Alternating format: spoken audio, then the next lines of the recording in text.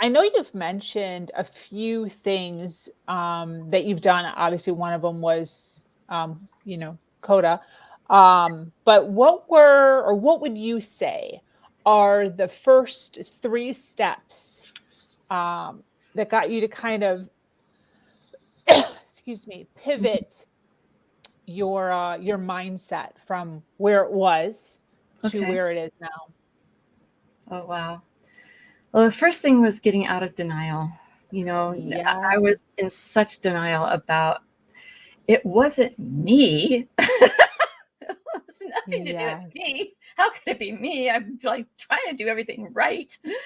Oh my gosh. So that was the first thing, that to get out of denial and accept that, hey, I created this thing twice. How can I deny that it's not something to do with me? I did it twice.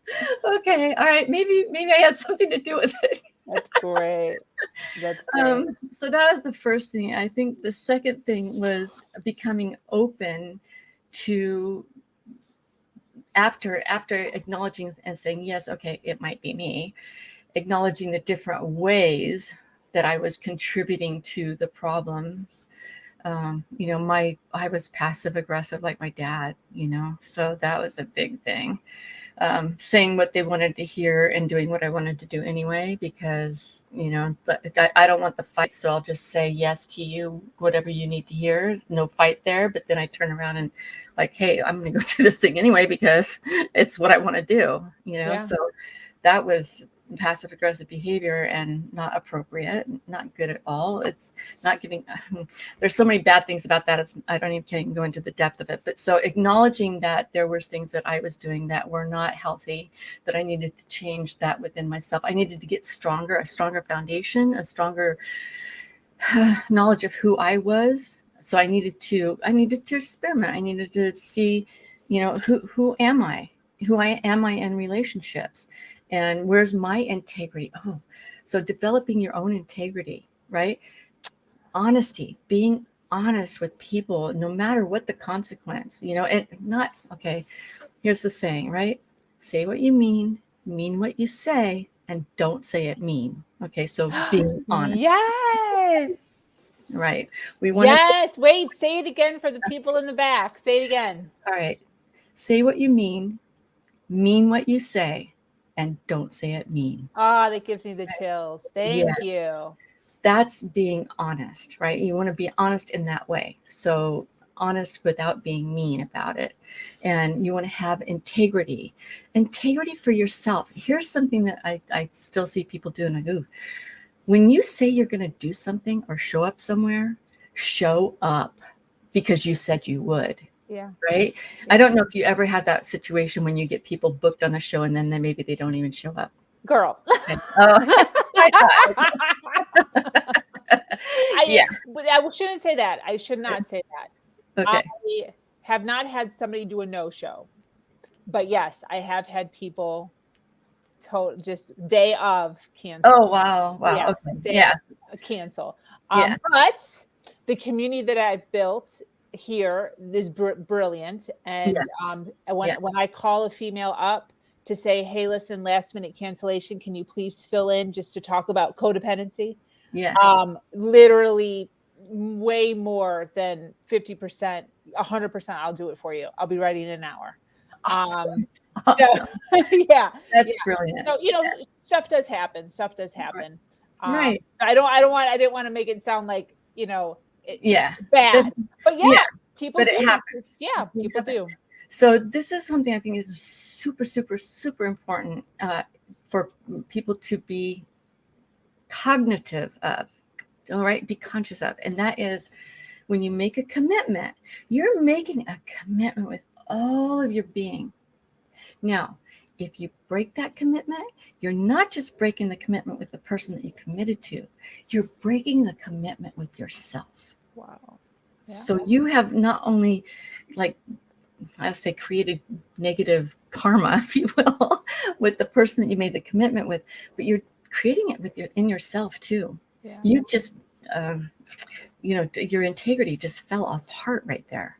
Yeah. So before you make a commitment to somebody and say that you're going to show up for them, make sure that you're fully committed to do it, and that nothing will stop you from showing up. I think it's really, really important to have that integrity with yourself. Yeah. And then of course it's with others as well, but mostly you're really hurting yourself. You're Yeah. hurting your spirit, when you don't keep a commitment that you made with your mouth. Yeah. Yeah. Yeah. So I Yeah. think that would be another thing that, the honesty, the integrity, those are a couple of things that really helped to change my mindset. Being open to learning in new ways. I went to a lot of different classes, pranic healing classes, angel therapy classes. And then I was searching for what was the right thing for me. The next thing I found was coaching. And so that's been phenomenal in terms of providing transformation. It's like transformation for people has been off the charts with coaching. So I think being open to learning is a huge part of it. So I'd say that's the first thing, like getting out of denial, starting to be conscious and aware of where you're being honest and where you're being dishonest, where you have integrity and where you don't. Yeah. And then, being open to learning and being open to, I guess, acceptance of new ways, and acceptance and learning about who are you, right? Yeah, Yeah. exactly. I'm assuming that, over the course of the years that you've kind of been diving into this, that you've been recommended a book or two. Do you have any recommendations as far as audibles or books that individuals who are listening right now live or listening on the replay, that they can kind of, go to the library, go to Amazon, Yes. Oh my purchase, and kind gosh. of get a nice handle if maybe they don't want to go to Codependence Anonymous, they kind of want to Right. just sit Right. in their house and learn. What would be do you have any good books? Okay, that's a great question. The first book that came to mind was, I was told you my second marriage, I was in a verbally abusive relationship with a narcissist. Yeah. Okay. Yeah. I went to the bookstore and I sat and I read the entire book called Verbally Abusive Relationships and How to Respond. Oh, Really? how to recognize them and how to respond. And I picked the book up. I went, oh my God, this is what I need to read. And I sat down in a chair in the bookstore and I read the whole thing cover to cover. And then I bought it and took it home. It's like, Wow. oh my gosh, I need to figure this out, And Yeah.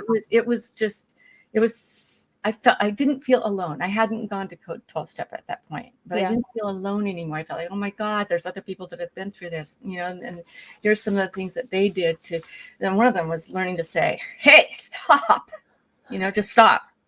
I Yeah.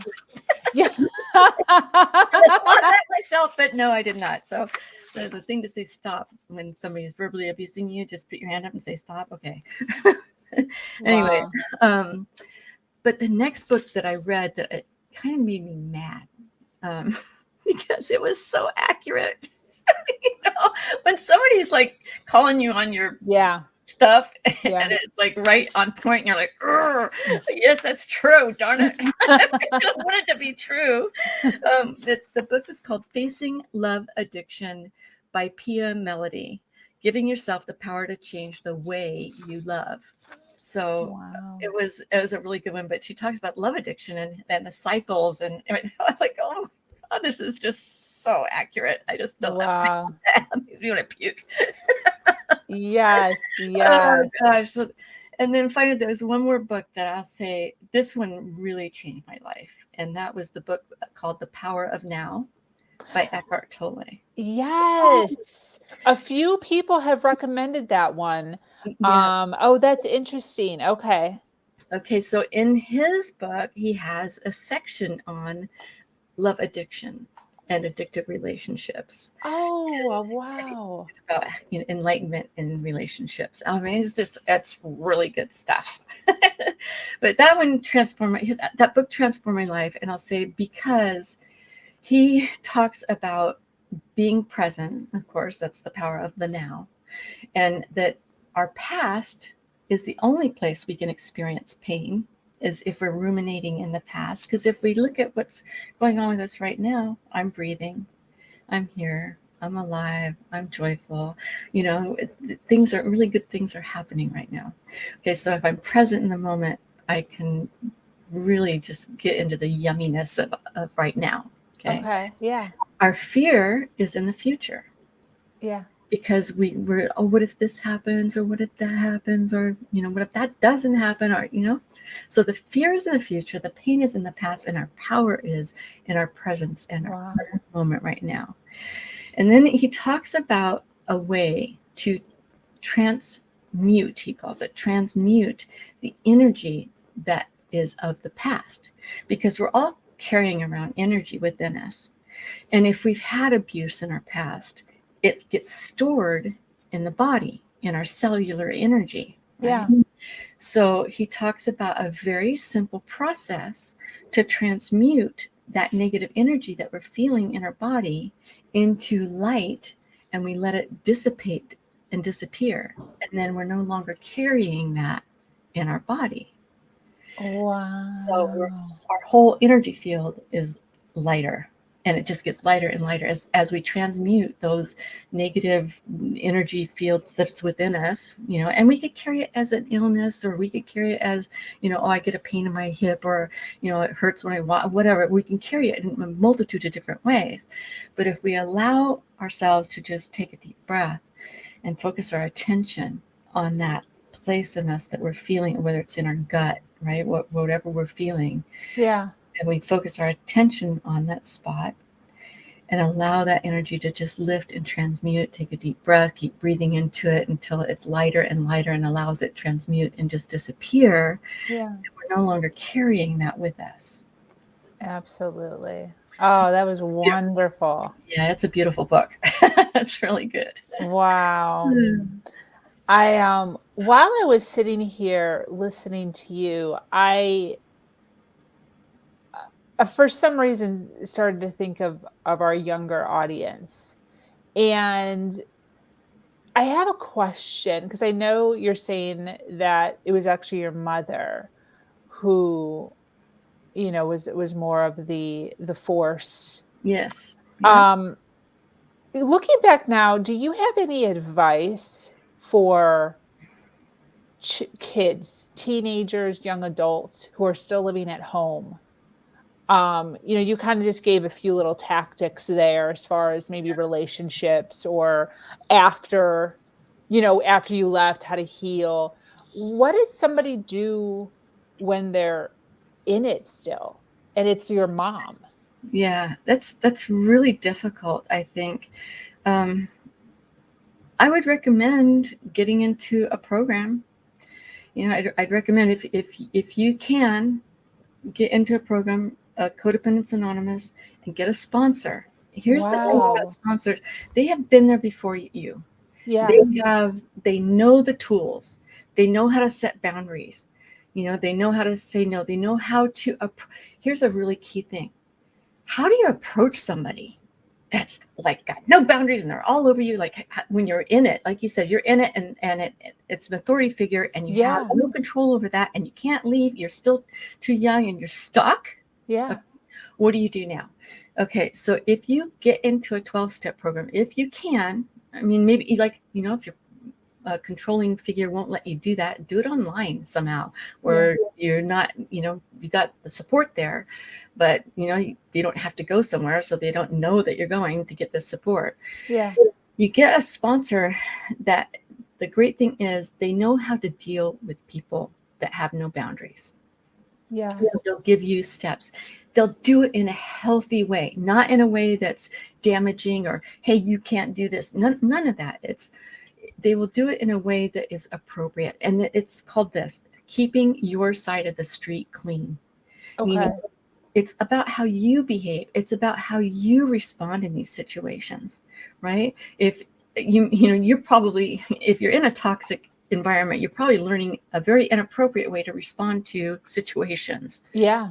Well, if you get a sponsor who's been before you and has worked the steps and has come to terms with life, I love what the saying, it's living life on life's terms is one of the things they say.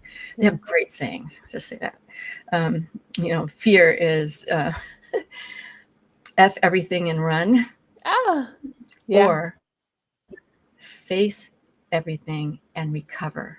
Oh, wow. Yes, girl. Yeah. So face everything and recover. So getting somebody who's a sponsor, who's been before you, who's gotten into the situation. And what's the great thing is in those meetings, you sit at them for a while, and, at least 6 visits, and then find out who's the person that resonates with your situation the most, Yeah.